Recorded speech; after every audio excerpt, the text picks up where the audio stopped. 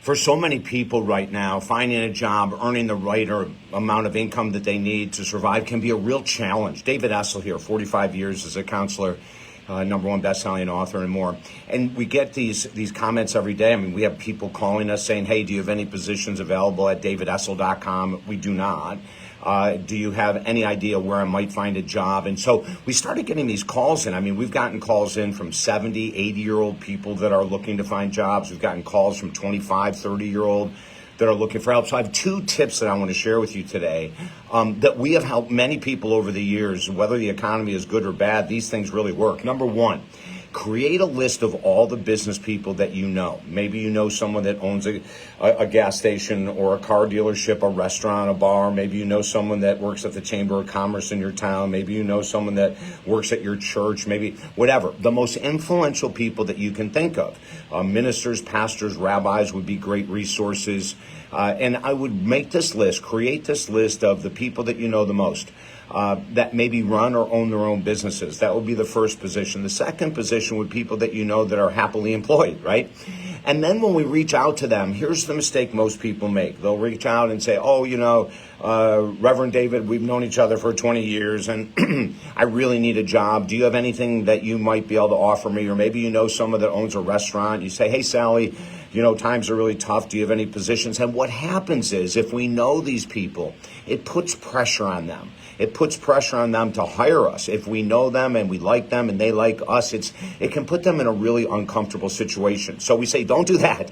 Instead, make a list of these people, then reach out to them via text or email and say, hey, Sally, just keep your ears and eyes open. I'm looking for work. Here's my 4 greatest talents or gifts that I bring to any employer. If you happen to run into anyone that might need someone like me, would you please keep me in mind?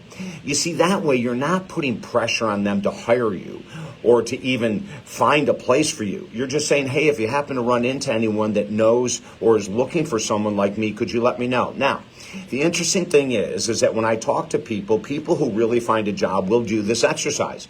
And people that don't want to find a job will find reasons and excuses why not to do the exercise. I don't know that many people. I feel embarrassed. I'm not an extrovert. I'm an introvert.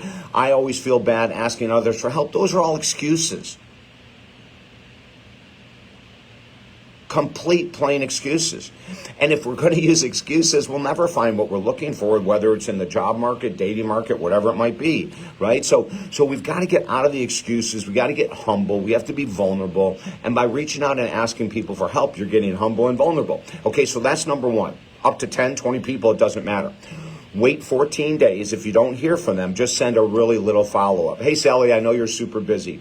Just reminding you, if you do happen to run into anyone that could use my talents, I hope that you'll think of me. Have a beautiful day. That's it. And then wait to see what happens, right? That's number 1. The second option is that there's this organization by the Small Business Administration called SCORE. SCORE, Service Corps of Retired Executives. Now, I'll tell you something.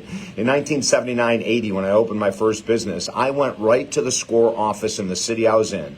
I got a retired executive, didn't have to pay a penny, and he helped me set up my first business. So that is an awesome opportunity. You just call your local SCORE offices, they're all over the place, and say, hey, listen, here's my background. Do you have an executive that might be able to help me find some work, find some employment, part-time, full-time, whatever it might be? So those are the 2 tips from David Essel to start with on your job hunting journey, okay? Reach out to me if you need any other help at talkdavid.com. We have 5 books there absolutely for free.